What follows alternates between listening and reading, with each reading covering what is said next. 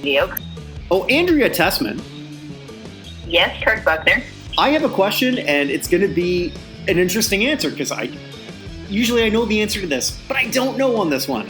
On April 28th, 2012, what were you doing?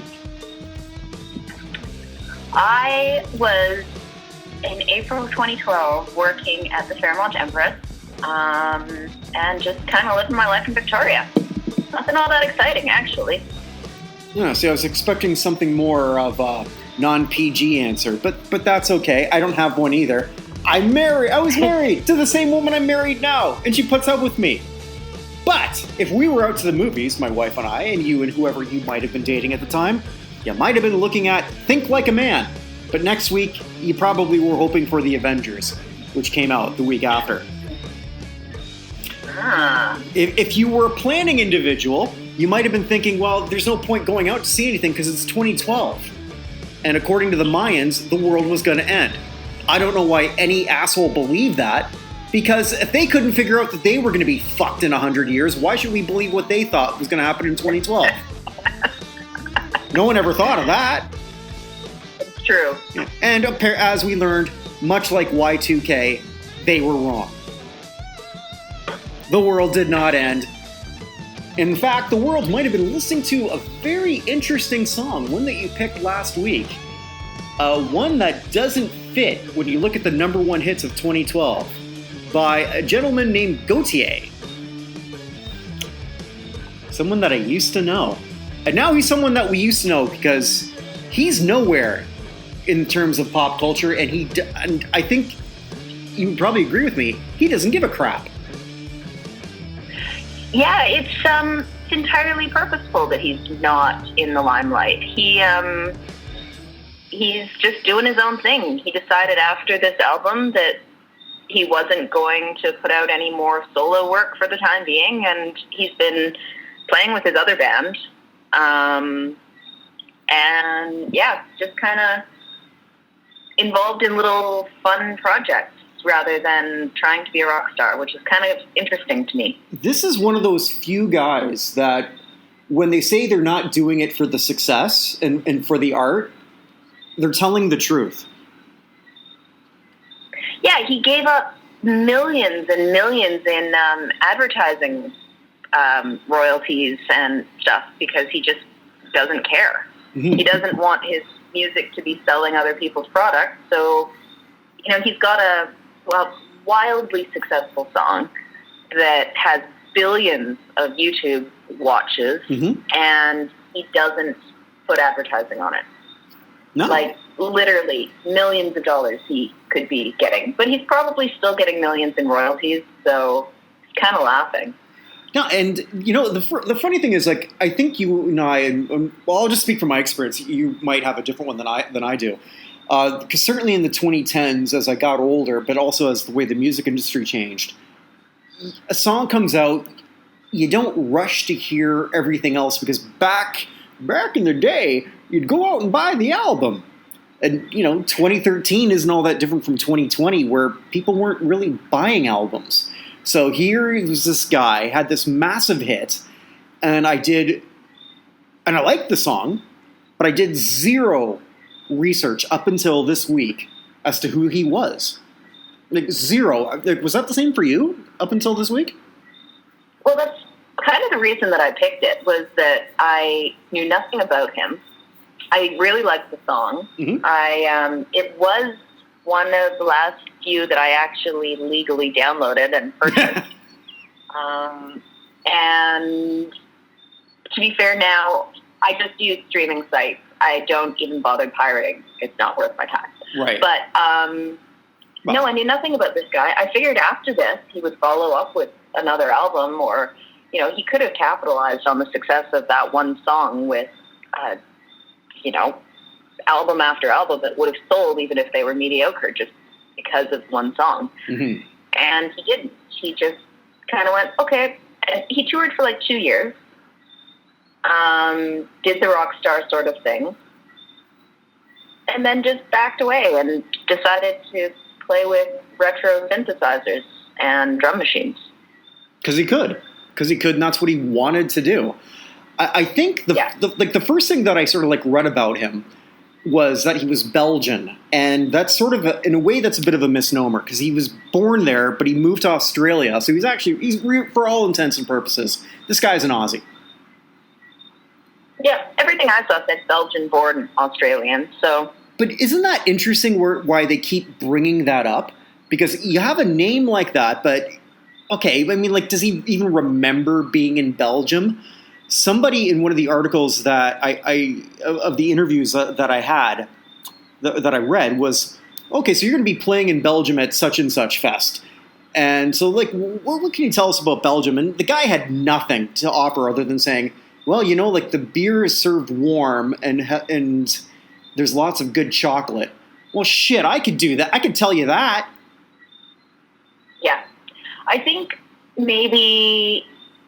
part of the reason they keep the Belgian thing in there is that his name is Wouter de Bakker, which is definitely a Belgian name or a Dutch name. So Wouter is the Dutch equivalent of Walter. So they registered him in school in Australia as Walter. He's gone by Wally his whole life. And I was trying to figure out the name. And so I guess Gotye is French for Walter.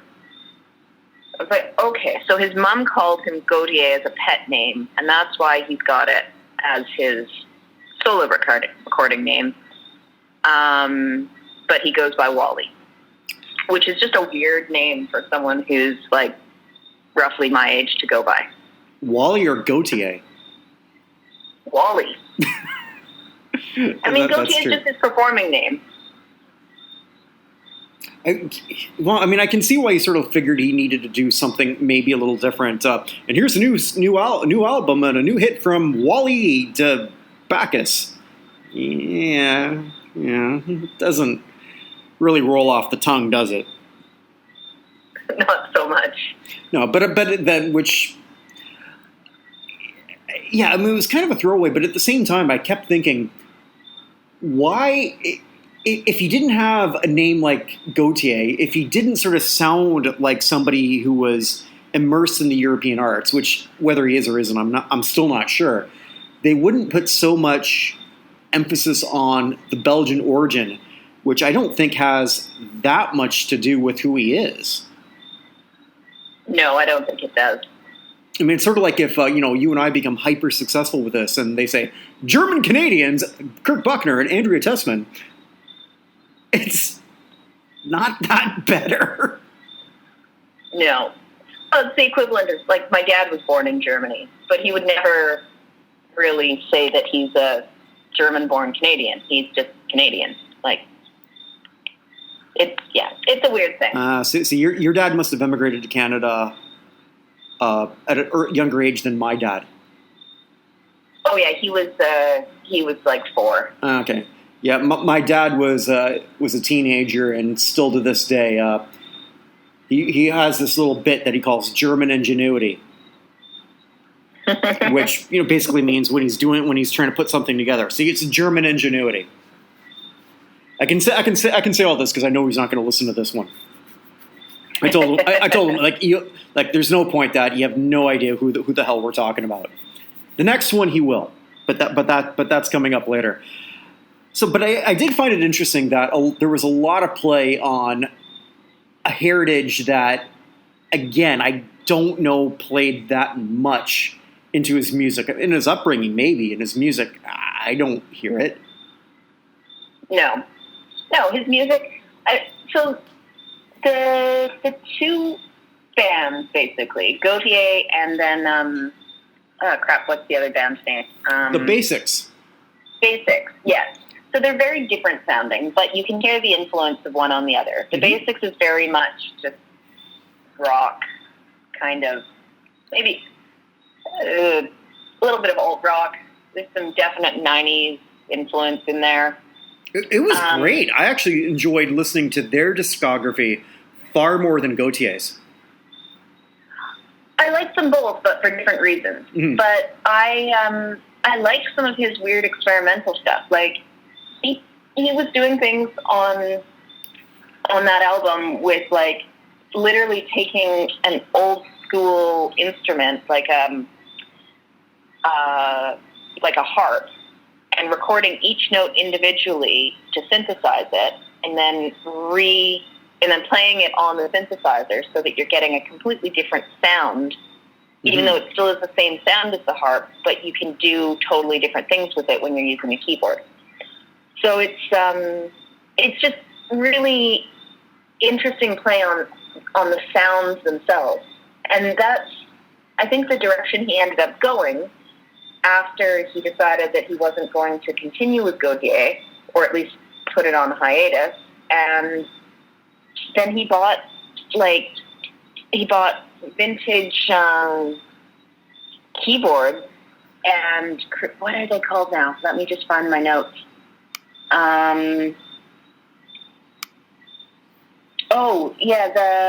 So he met this classic electronic musician, Jean-Jacques Perry. Yes. And then he decided that, well, this guy was in his 70s and he wanted to preserve this recorded legacy, and he purchased two ondiolines, which are just this very, very cool electric keyboard that could make very, very different sounds than most instruments could in the 40s and 50s. And he, what did he call his band? The Ondioline Orchestra. And literally just started playing like crazy synthesized prog rock type stuff. But he also released a bunch of this guy's recorded, like never before released recordings. And I was listening to these recordings, and a lot of it is just him, Perry actually, or Perret, or I'm not sure how to pronounce his name. And it's just him being like, this is the cello, and then playing like cello sounds on the keyboard, and then a cat, and playing cat sounds, and then string bass, and then playing string bass sounds. And it was kind of cool and weird and like soothing background noise for some reason.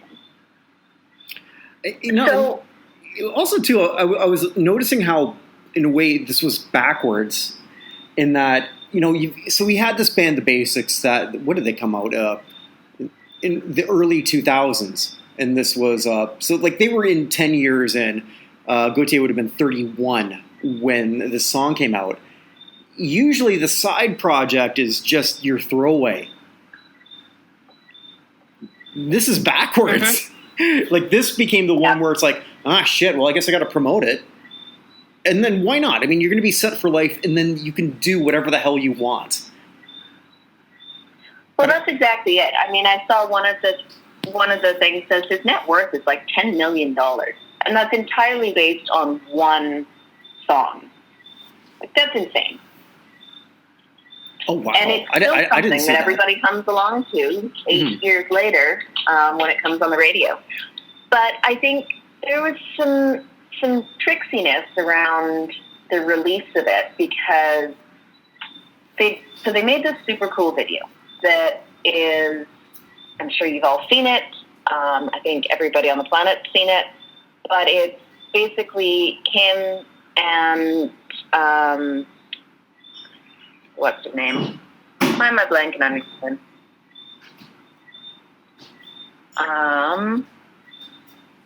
Help me out here. Oh, Kimbra. Who's the woman on the song? Kimbra. Yes, Kimbra.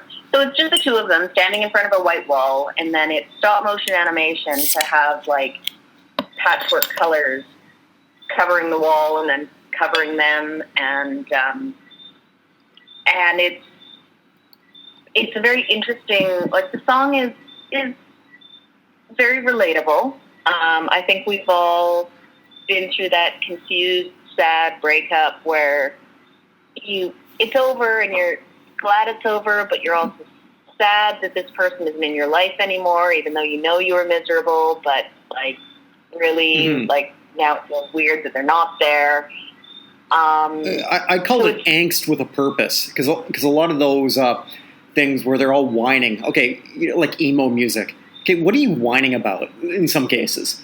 Like this one, I mean, but you hit the nail on the head there, Andrea. It's like most of us. I mean, not everyone. I'm sure there's a few lucky people and a few incels who never sort of like who've loved and lost.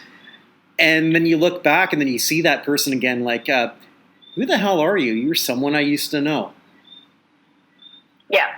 And you feel this weird sadness about it, but then also you're like, I mean, we all look at the past with rose-colored glasses in a lot of ways. We're more likely to remember the good things than the bad, but it's just an interesting study of both good and bad. Right. And I read one of the interviews with him, and he was talking about writing the song and saying, he wrote it, he wrote the first chorus, and then he came back to it, and then he was trying to just find a quickie way to end it, and he tried different things, and nothing really worked. And then he decided to write the female part, and suddenly it just turned it into a totally different song, because it's actually quite brilliant. You never have a breakup song that you hear both sides of the story. And, when you've got, there's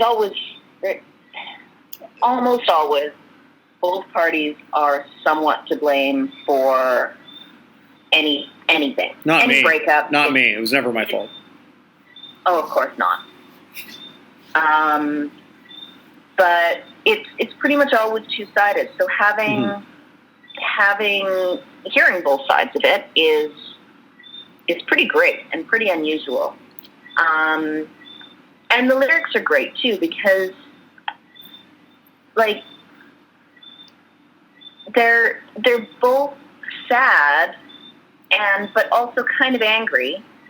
But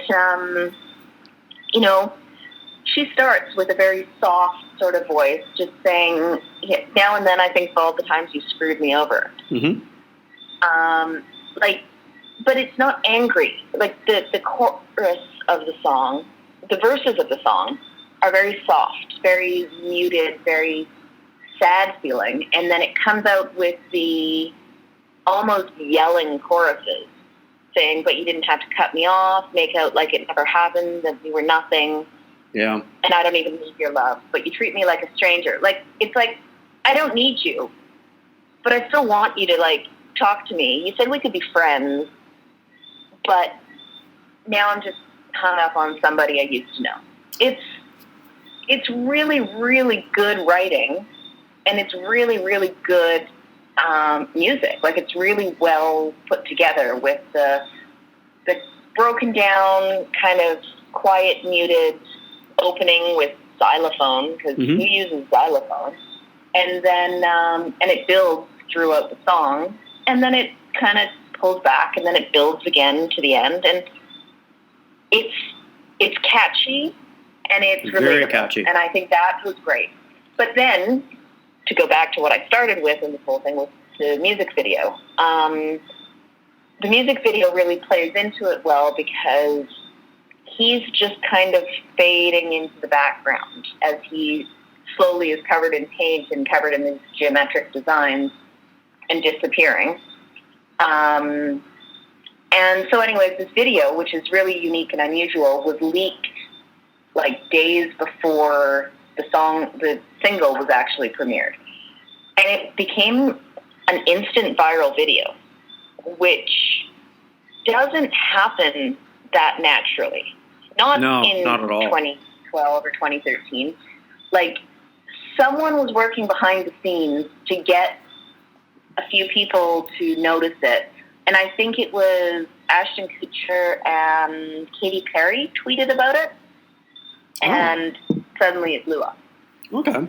So there was something going on beyond just it just was really popular, that really got it out there. Okay. And then, sure, it's a great song, and it caught on. You touched on something, one thing I was sort of want to backtrack to was sort of the writing process. So, like in another interview that I read, he was talking about how indirectly, like most of his songs, including this one, is like a 6-month process. Like it started with like a guitar riff that he came up with, and if that doesn't tell you right there that this is a guy who isn't looking to figure out what a hit is, he's just doing this for art and for art's sake. I don't know what is. Yeah, absolutely. He really loves sampling. I don't know if you caught, he made a mini 10-minute documentary about making the album. No, I didn't see that. He was talking about how he loved going to, I can't remember what he called them, but thrift shops and flipping through the records and just finding obscure records and then pulling out tiny samples from them and then mixing them together and coming up with new sounds based on samples from 40, 50-year-old music, which is what he did with this, because he split the royalties with the estate of the guy that he took the soundbite from. The guitar bit, or that I was mentioning? Sorry, what? From the guitar riff that he came up with, or that he heard? He didn't.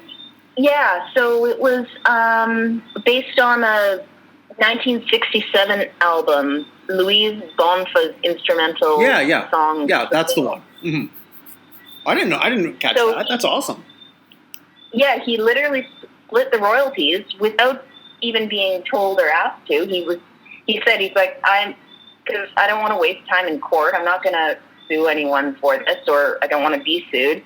I don't want to, basically he said, he didn't want to occupy his time with unworthy, things. Mm-hmm. It's like, well, that's cool. That's very cool. I didn't catch that. It makes him the anti-Robin Thicke. Mm-hmm. Thank you for getting that one. The Blood Night. Yeah. Sorry. So yeah, that was the one thing though, interesting. So it's just his whole writing process. That's not the writing process of a man who's saying, all right, how do I line my pocket and how do I sort of get people to my concerts? This guy doesn't give a crap. No, if he did, he would have whipped out a couple more albums and made more millions.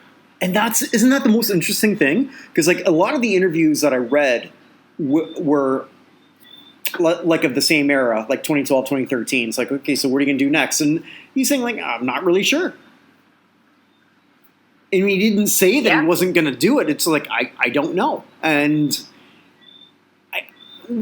we've talked about artists who are genuine. I don't know that there's been one more genuine than him. There were also a lot of comments that were sort of made around that time that already pegged him as a one-hit wonder. And even people asking about that. Well, and he said, if that's how you see me, so be it. That's not ever. That's really not what this is. I'm an artist, and I'm paraphrasing, but I'm a musician who just happened to have one hit that struck big. Never looked for that. The other thing you were talking about was the video, and I saw this one interview, or read one interview rather. And it was sort of talking about his international fame, and it sort of talked about his looking at his old body image. He wasn't used to a whole lot of people talking about the way he looked, because in that video he's topless. He's been to the gym as many times as I have, which is none. Yeah. I'm a lot hairier, though, Andrea. You might have guessed that, although you don't know that from firsthand experience. Yeah, I don't think I've ever seen you topless. Because I'm very hairy and I got man tits. Putting that bluntly, and also to the guy who lived left to me was somebody who could have been Superman.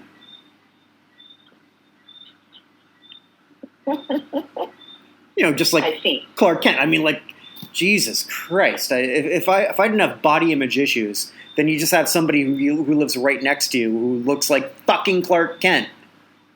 Jesus Christ! You think I had issues then? My God!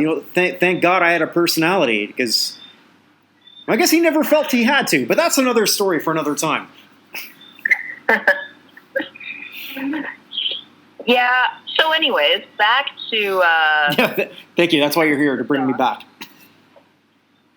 Yeah, I mean, he's got a very like Sting-like voice. Mm-hmm. Very much so. Definitely a talented musician. But you compare it. What else was on the top charts at the time? Okay. Yeah. Flowrider. Yeah, I'm glad you brought that up. So I've got the list of everything that was a hit in 2013, every other number one song, and pretty much none of them are like this. So LMFAO, Sexy and I Know It. Rihanna, We Found Love. Adele, Set Fire to the Rain. Kelly Clarkson, Stronger. Katy Perry, Part of Me. Fun, We Are Young. That was probably the closest to this. Just some indie rock fluke that went number one. I like that album. Fun? Yeah. Okay. Maybe we'll look at that another time.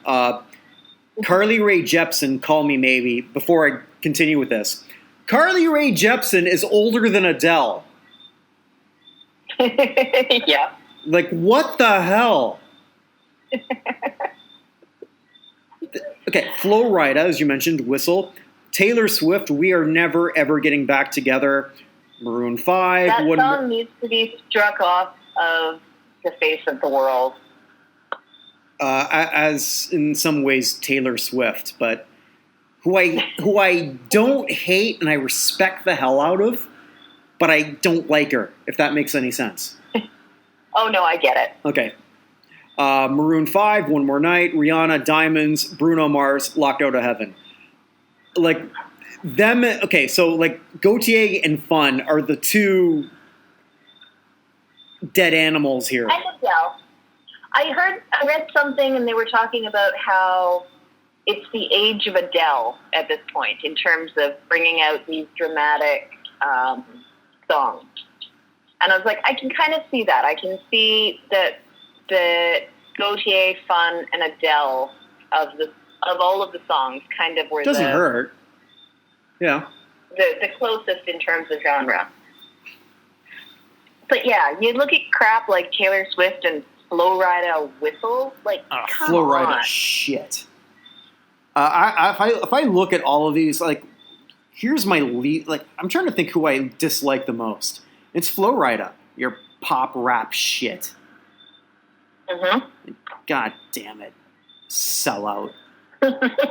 Like Adele. Okay, I don't like Adele's music. Don't like her. I don't like her music at all. But if she's just oh my God, yes. And if she's one of those people, if Pauline, my wife, for those who don't know, say okay because she loves Adele. This is okay. I've got tickets to Adele. I was like okay because she's probably one of like 20 artists I can think of who needs nothing behind her, like nothing, and she'll command a room. I don't care for the music. I feel that way about Celine Dion. I respect her, and I think she's incredibly talented. But if someone said, "Hey, I've got 2 tickets to Celine Dion. You want to come with me?" I would say, "Why don't you find someone else to go?" Yeah, exactly. Well, Katy Perry. Katy Perry. This is someone I got wrong so badly. If we ever sort of like look at her number one hit, "Kissed a Girl," when I first heard that, it's like, well, okay, enjoy this gimmick because you're gone. I've never been more wrong about an artist in my life than Katy Perry. I think she's had a few number one hits, hasn't she? Well, she's had a lot of number one hits, but her first number one hit was "I Kissed a Girl," and I liked it. It's like, you're a gimmick. There's no way anyone's going to listen to you again. Well, I got that one wrong. Mm-hmm. Carly Rae should have been a number one hit. She wasn't, or one hit wonder. She wasn't. Maroon 5. Bleh. And, Rihanna's Rihanna. I used to really like Maroon 5. I still like some of their older stuff. Adam Levine kind of seems like a bit of a douche, but I still like some of his music.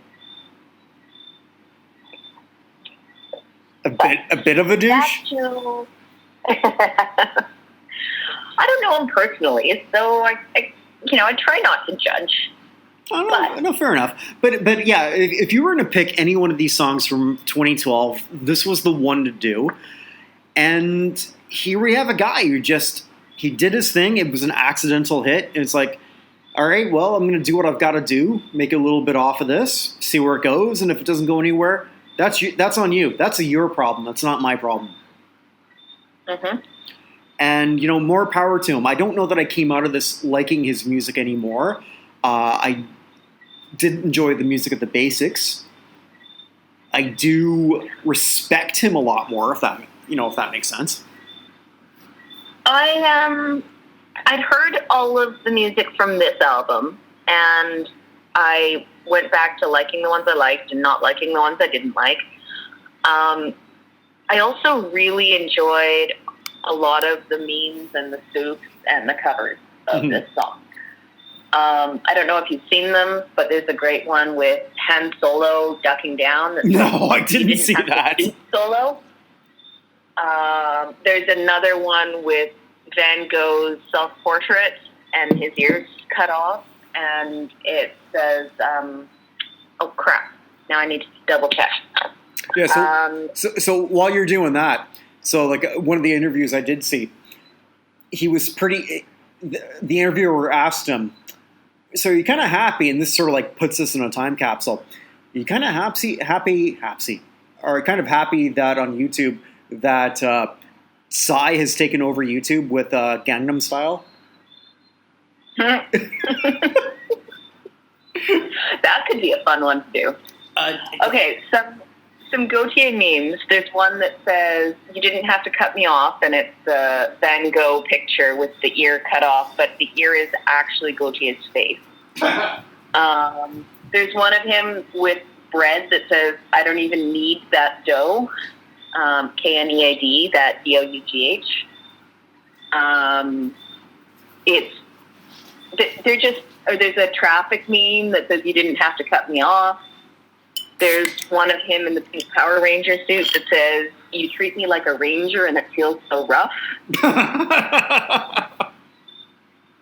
So that was quite excellent. There's like a billion of them. But then there's a couple of great covers of this. There's the Walk Off the Earth cover where they're all playing the same guitar. And that, I think, also really helped to push the song to number one, because Walk Off the Earth was gaining popularity. And that cover itself got over 1 million views within a very short period of time. And then more recently, there's the Pentatonics version that is really beautiful, because a lot of the Pentatonics music is very beautiful, though I also find them a bit insufferable. But I like their cover of this song. So, and then there's there's a dog singing it, and there's just a billion different silly versions of it. And I think that he put it out there, if I remember from reading something, I'm pretty sure he just allowed people to use it without having to pay royalties, which is part of the reason why there's a billion versions of it.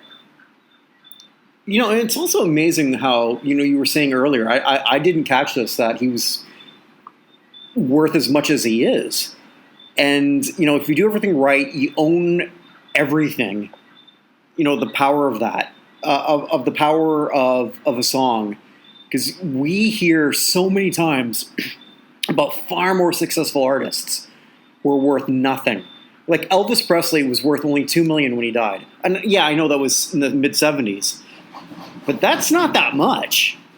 Even in today's terms, not for someone as prolific with that recording catalog, he should have been worth, even at the time, hundreds of millions. Right, and granted, he didn't write shit, but he still was touring like crazy.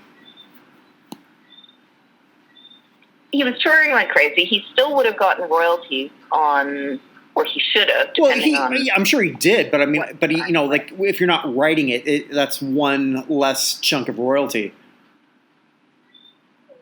And that's why I think a lot of rappers, I mean, I don't know this for sure, but like a lot of like mid-level to lower-level rappers, how the hell are you making any money? Because you're sampling everything. Mm-hmm. And I think it comes down to fair value when they're sampling. But then they're also being very prolific because they're not actually having to creatively come up with the music themselves. That's also true. So, any last words on Gotye before I tell you what we got next week? No, I really enjoyed this week, though. I know you're saying that you didn't really change your mind, not in terms of the song. I came to like the guy personally, but it wasn't something that, I can't wait to hear more from him. Like at this point, I'll probably forget about him all over again. Yeah, I found some interesting music beyond him that I really enjoyed. And also, I liked this week. I had a good time with it. Okay. A lot better than Paul Anka. Poor Paul. Poor Paul. I mean, like, what did Paul ever do to you? You didn't have his baby. No, I didn't. It would have been a wonderful way of saying how much you loved him. I wasn't even a baby when that song came out. Yeah, but so what's next week? But he's still alive. There's still a chance. Okay, what's next week? Yeah. I love the way how you just sort of like changed topic. Really, you didn't have to cut me off. Huh? Okay. Next week, we have someone who I think is the most successful artist we've ever looked at. So we're gonna have to like focus on just this era. Uh-oh. Because if we go through his whole career, we will be talking for a week. So I went to the disco era. So now you're confused. Disco and super successful? Who could it be? Who could it be? Any guesses before I tell you? No, because I just thought Bee Gees when you said disco, so I'm not sure. No, bigger than the Bee Gees, I think. Now, you and I have never done karaoke, and this is my go-to karaoke song. After I tell you what song it is, you will never go karaoke with me again. Or again, because you never won't. Ever. You know what I mean. The song is Rod Stewart's Do You Think I'm Sexy? And I've cleared out rooms, and the answer was apparently no. They don't think I'm sexy. Oh, dear. Yeah, I'm never karaokeing with you. No one usually wants to, especially after this. But this is an interesting song. Disco, there was a lot of rock stars who tried their hands at it. Rod Stewart was one. And Rod survived. If you want back and you think sexy, come on, sugar, let me know. If you really need me, just reach out and touch me. Come on, sugar, tell me so. Huh? I literally cleared out a room. Okay. Yeah. This will be an interesting week. It will. So a focus on Rod Stewart's disco years. And I think it could sort of tie in with other rock stars who went in this weird direction for a brief period of time and who survived it and who didn't. That song is legendary and it could have killed him. Mm-hmm. Looking back. And all right. Yeah, so that is the one I decided. I like it. All right. Let's dive into the disco sexiness. Absolutely. And there's a great video featuring him sort of like shaking his flat ass. Oh, yeah, with that hair, that blonde, crimped, long-term care. Which he still has now attached to a 98-year-old mummy face. There's a South Park episode, I'll close with this. A South Park episode from like 15 years ago making fun of the way he looked. Yep. Okay, so you know what I'm talking about. And he's still there. He's still out there. I think, other than 2020, he's probably touring in 2019. I'll have to look that up. But yeah, so this will be an interesting one because it'll be like our Van Halen one. We've got to focus on a very specific period. Because we can't go through his entire career. We just can't. No. Well, okay. I'm looking forward to it. Awesome. All right, Andrea, you stay safe, and if you run into Paul Anka, don't go changing. To try to please me. Good night, Ken. Don't change the color of your hair. I'll leave it at that. Good night, Kurt. All right, take care.